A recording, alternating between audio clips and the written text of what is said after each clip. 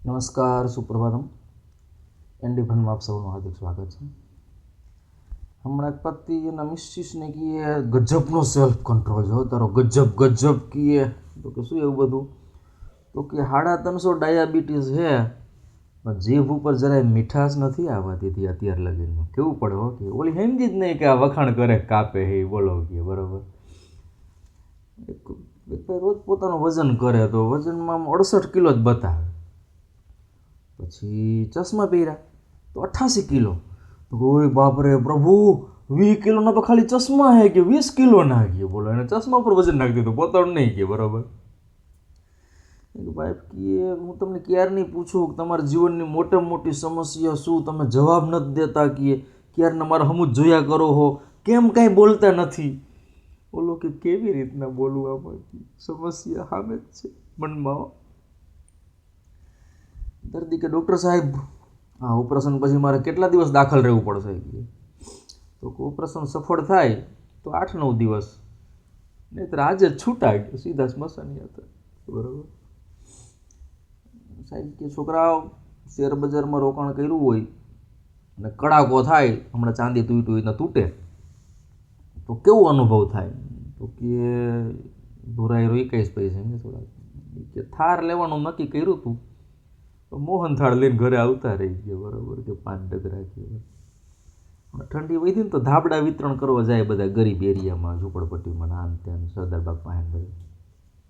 તે ધાબળો દેવા ગયો ને તો ભિક્ષુકીએ શેઠ ધાબળા તો 3 થઈ ગયા હે કે ઇંગ્લિશ બોટલનો મેળ પરત કરો ને કે શિયાળામાં એના જેવી એક ઔષધિ નહીં કે તો ઓલા નાખમાં જર્જરી આવી ગયા કે મેળ પરત આપણે 2 જરા નાગરી ગયા, શિયાળો એવો હોય કે સાચું કે બરાબર.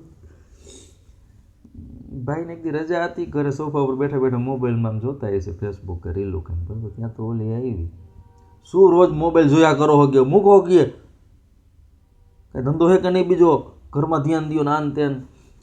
ઓલાને જરાક મૂડ ચેન્જ થઈ ગયું કે હાલો મોબાઈલ મૂકી દીધો બરાબર.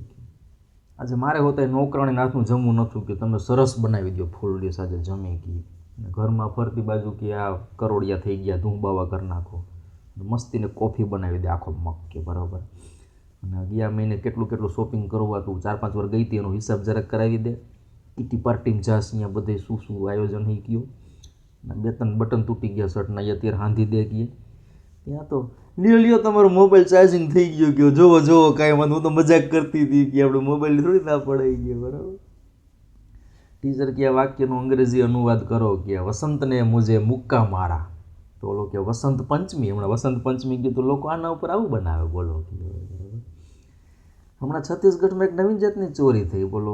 હોકરા ઉપર પુલ હતો લોખંડનો 60 ફૂટનો 30 ટનનો, બે બાજુ વેલ્ડિંગથી કાપીને 60 ફૂટનો પુલ આખો ચોરી ગયો બોલો. હવે ક્રિએટિવિટીની એ લોકોની ડેરિંગ કેટલી વધી ગઈ બોલો, આખો પુલ ગુમ. હવાર ગામવાળા ગયા તો રોડ ક્રોસ ન થાય ગયો બરાબર. ઓલું બુલેટમાં સેલ્ફ સ્ટાર્ટ આવ્યા પછી આવું પાતળા છોકરા હોતા બુલેટ લઈને ડુર ફરતા હોય, કીધું આમાં સેલ્ફ સ્ટાર્ટ નીકળી જાય ને તો કીડીને ટાંગા જેવા બધા જે બુલેટ લઈને રખડે બધા બંધ થઈ જાય. વળી પાછું સ્પ્લેન્ડરમાં આવી જાય સુઝુકીમાં બધા બરાબર પાછા ગઈ. સુરતમાં ઓલું પાણીની ટાંકી બનાવી હતી નવીન, ટ્રાયલમાં જ પડી ગઈ. ટૂંકમાં ટાંકીએ સુસાઇડ કરી લીધું કે આ સરકારમાં મને નથી જામતી એમ. તો સરકારી અધિકારીઓ કીધું કે આમાં કોઈને છોડવામાં નહીં આવે. તો કાઉન્સમાં કોઈ લખ્યું પકડે તો નહીં કે બરાબર, ડાયરેક્ટ વહીવટ થાય છે કે. ઓલું ક્રાઇમ પેટ્રોલ ને સાવધાન ઇન્ડિયા ને CID ને આ બધા એપિસોડ એટલા બધા આવે ને પછી ઓલી ક્રાઇમ મિસ્ટ્રીમાં આવે છાપામાં એવું આવે કે એને ક્રાઇમ પેટ્રોલમાંથી ક્રાઇમ કરતા શીખું નક્કી. તો આ લોકો ક્રાઇમ વધારે છે કે ઘટાડે છે બરાબર, ક્યારેક તો એ પ્રશ્ન થાય છે બરાબર. એક દર્દીને ડૉક્ટર સમજાવતો હતો કે ઓપરેશન ખૂબ અગત્યનું છે, કરવું જ પડશે અને 8 લાખનો ખર્ચો છે. તો દર્દી કે મારી પાસે 8 લાખ તો નથી કે.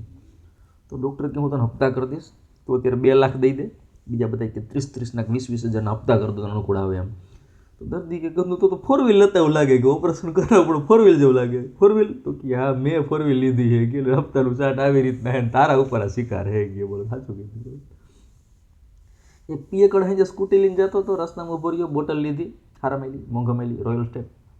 પછી વિચાર્યું કે ઘરે જઈને પીશ. વળી વિચાર આવ્યો કે ઘરે જઈને પી એના કરતું જો રસ્તામાં ક્યાંક પડી જાય, બોટલ ફૂટી જાય તો ખોટું થાય. ત્યાં પી ગયો અને હાચું કાતીથી રસ્તામાં 5 વાર સ્કૂટી પડ્યું. દર વખતે વિચાર્યું સારું કર્યું પી ગયો કે અંદર તો હે.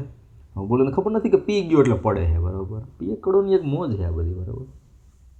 શરદીમાં નાક બંધ થઈ જાય ને, એક બેઠો બેઠો વિચારતો હતો કે નાક બંધ થઈ જાય મોઢેથી શ્વાસ લેવા દઈએ, ભગવાનની કેવી રચના કહેવાય. હું તો કેટલો ટપકી ગયો. બોલો ભગવાનને અલગ અલગ રીતના કૃતજ્ઞતા વ્યક્ત કરવામાં એક આ પોઈન્ટ હોતા છે. આપણે બહુ અલગ રીતના વિચારે લોકો, બરાબર. હોંગકોંગમાં એક ગેંગસ્ટરે બહુ અબજોપતિના છોકરાને કિડનેપ કર્યો, બહુ મોટી રકમ માગીને ઓલા આપી દીધી. થોડાક દી પછી શેઠને પાછું ઉપાડી ગયો. હવે પૈસા માટે નહીં કે પૈસા જ પડ્યા છે, પણ અમે તો ચોરી લૂંટફાટ રહ્યા. પૈસા રોકવા કેવી રીતના, ક્યાં રોકાણ કરવું એનું ગાઈડન્સ આપો. તો ઓલે સાચું ગાઈડન્સ આપ્યો કે આવી રીતના શેર બજારમાં રોકાય, જમીન મકાનમાં રોકાય, દુકાનમાં રોકાય, રોડ ટચ પ્લોટ લેવાય ને બધું. ટૂંકમાં એને કે ટિપ્સ માટે એ ફરીથી હિજેક કરવો પડ્યો કે આપણે આવડતું જ નથી આવું કાંઈ, બરાબર. એક ભાઈ અને વાઈફને લઈને કાનના ડૉક્ટર પાસે ગયા. તો બોલો શું તકલીફ છે? તો કે કોઈનું સાંભળતી નથી. તો ડૉક્ટરે મારી જેમ જરાક રોનકી છે કે જો કાનમાં સંભળાતું ન હોય તો એનો ઈલાજ તો આપણે કરી, પણ એ કોઈનું સાંભળતી જ ન હોય ને તો આગળ વકીલની ઓફિસ અહીંયા તમારે જવું પડશે. એ મારાથી નહીં થાય ગયું. બોલો એનો તફાવત સાહિત્યની દ્રષ્ટિએ સમજાવી દીધો. આવજો.